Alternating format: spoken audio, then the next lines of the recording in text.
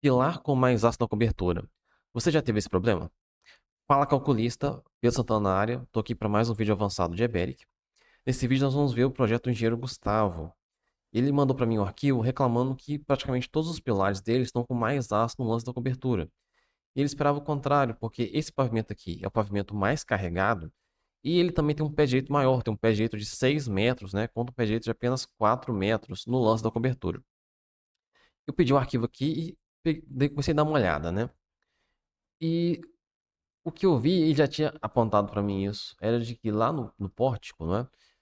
Os momentos fletores na cobertura estão maiores. Se a gente for olhar aqui, os momentos fletores nos lances de cobertura, eles estão de forma geral maiores do que eles estão nos pavimentos imediatamente abaixo, tá?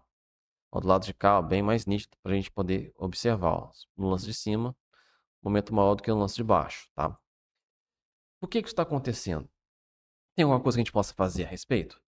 Bom, a questão que a gente precisa entender aqui, tá? Fica bem claro se a gente olhar a norma.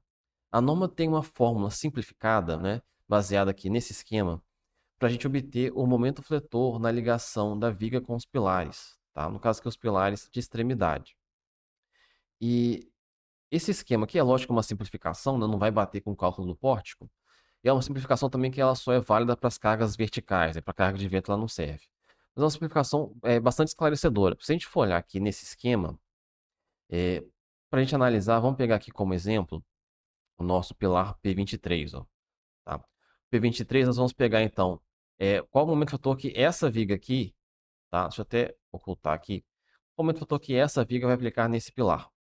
Para fazer essa análise pela norma, a gente pega esse vão aqui da viga, tá? O restante vai ser substituído por um engaste, tá? A gente pega esse primeiro vão aqui da viga, tá?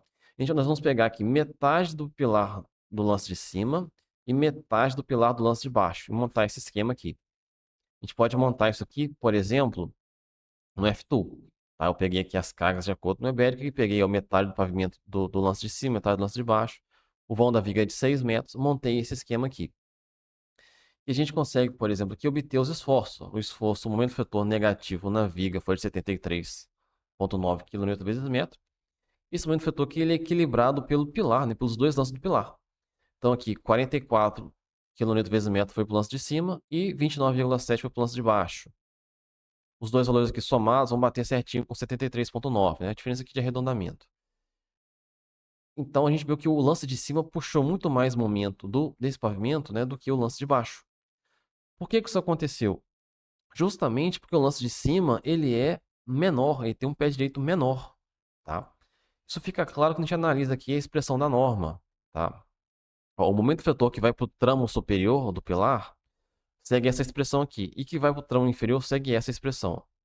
Esses R's aqui, eles são obtidos por essa fórmula. R é o momento de inércia do pilar dividido pelo seu comprimento, tá? R vai ser a rigidez do elemento. O pilar, tanto o pilar do lance de cima quanto o lance de baixo, eles têm a mesma seção, ou seja, eles têm a mesma inércia. Mas o pilar do lance de cima tem um comprimento menor. Um comprimento menor, ou seja, um valor menor aqui no denominador, vai fazer com que o valor da fração fique maior. Então, o pilar do lance de cima, por ele ter um comprimento menor, ele tem mais rigidez, certo? Então, se a gente analisar essa fração aqui e essa fração aqui, as duas têm o mesmo denominador. Mas essa fração aqui, ela tem um numerador maior, porque a rigidez do pilar da cobertura é maior do que a rigidez do pilar de baixo. Então, o momento fletor no pilar da cobertura vai ser maior do que o momento fletor no penúltimo lance. Tá? Então, a própria expressão da norma, os próprios conceitos de análise estrutural, para um caso desse aqui, explicam por que o momento fletor de primeira ordem foi maior no lance de cima do que no de baixo. O lance de cima, com um comprimento menor, teve mais rigidez, vai puxar mais momento. O que a gente pode fazer a respeito? Deixa eu só fazer uma ilustração. Deixa eu pegar aqui ó, o mesmo esquema, tá? Mas agora com os dois lances com a mesma altura, os dois lances com 3 metros, tá? Nós tivemos aqui o quê? Se a gente olhar o momento fletor no lance de cima e no lance de baixo ficaram iguais, tá? Porque agora os dois têm a mesma rigidez. Repare que o momento na viga diminuiu, tá? Ele era 74 aqui praticamente, veio para 64. Por que o momento diminuiu? Isso também é explicado aqui pela expressão da norma. O momento fletor que vai para a viga, Ele é proporcional a essa expressão aqui, ó, que soma a rigidez do lance de baixo do pilar e a rigidez do lance de cima. Como eu reduzi a rigidez do lance de cima, o valor desse numerador aqui diminuiu. Eu diminuo o numerador, eu diminuo a fração. Eu diminuo o momento vetor que chega da viga nos pilares, tá?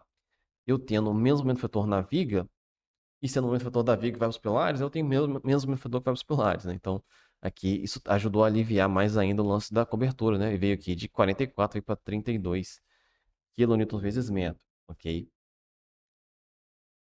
Mas enfim, voltando para o nosso esquema, que é esse aqui, tá? O momento vetor no lance de cima foi 1,5 vezes o momento vetor no lance de baixo. Então, ao invés de modelar só o pórtico, ou só esse trecho da viga, se eu modelasse o pórtico inteiro, tá? A gente obteria aqui o momento vetor do lance de cima ficou mais do que 2 vezes o momento vetor do lance de baixo, tá? Então, isso não é nenhuma anomalia do Eberic, isso aqui realmente é da própria análise estrutural, tá? Na verdade, o momento vetor também no topo do pilar de cobertura também ficou alto, deu 40 kN vezes metro, deu praticamente da mesma ordem de grandeza e também o dobro do momento vetor no lance de baixo. Por que isso acontece? Porque aqui, ó, nesse esquema, se eu estou com o pilar, o topo da cobertura não tem esse trecho de cima. Então, o momento vetor que vem aqui pela viga lá no pavimento cobertura, tá? O momento vetor negativo aqui da viga, como ele não tem lance de cima, tá? Ele vai todo pro lance aqui de baixo, tá? Se a gente olhar aqui,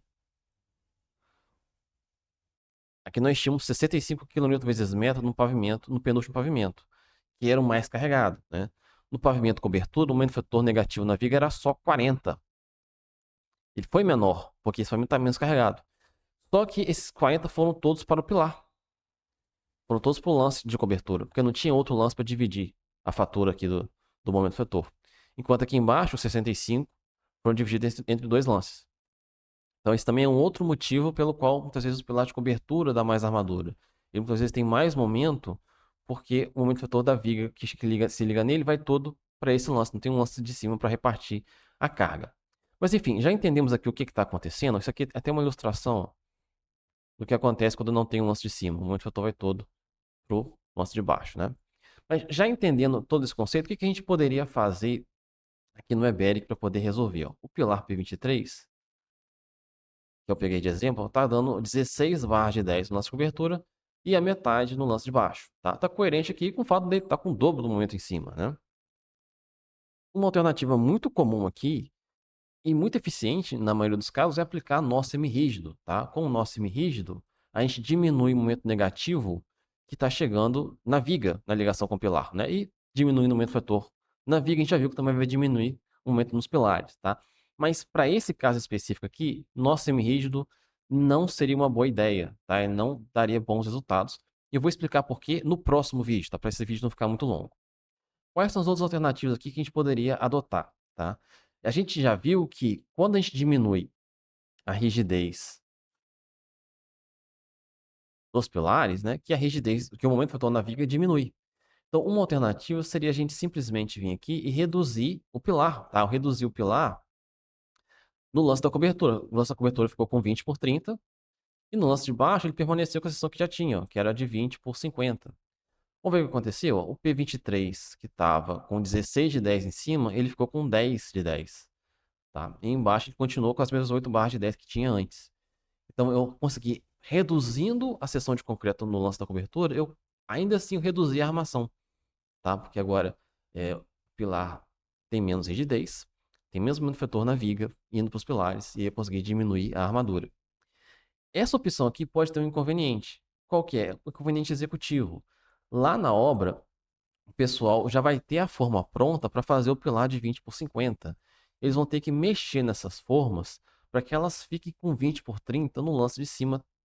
Isso vai gerar uma mão de obra de carpintaria que vai gerar um custo. E esse custo pode ser maior do que o custo que a gente está economizando aqui, reduzindo a armadura. Tá? Você tem que colocar isso aí na sua conta.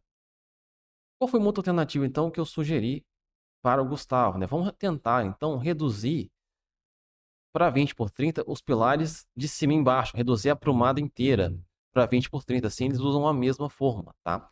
E aqui, ó, o P23 veio para 12 barras de 10. Então, o original tinha 16, né? E ele chegou a cair para 10 de 10, ficando com 20 por 30 só no lance de cima, né? Mas para otimizar a forma, deixar a programada inteira com 20 por 30, nós ficamos com a solução aqui ó, de 12 barras de 10 no lance da cobertura, né? É uma solução intermediária, né? Que não vai onerar a forma, vai até baratear a forma, o gasto total com forma, porque a gente está diminuindo a seção da prumada inteira. Diminui o gasto de concreto, que nós também estamos diminuindo o concreto da prumada inteira, e diminui também o aço, tá? Em relação à solução original. Agora, nós temos uma última alternativa, uma última possibilidade de solução desse problema, tá? Que permitiu que a gente reduzisse a armadura para 8 barras de 10 no lance da cobertura. Ele continuou mais alto no lance da cobertura, mas nós conseguimos enxugar os dois lances, o de cima e o de baixo, reduzir o momento nos dois, reduzir a armadura nos dois. Mas essa solução aqui eu vou apresentar lá no meu curso de especialista em EBERIC, mostrar lá para os alunos lá no grupo da turma, ok? Então, se você já faz parte do especialista em EBERIC, é só você entrar lá no grupo da turma que você vai ver a continuação desse vídeo lá, tá? Se você ainda não faz parte, é só você procurar aqui na descrição do vídeo, vai estar o link para você se inscrever nesse curso. Vou ficando por aqui então, até a próxima, tchau.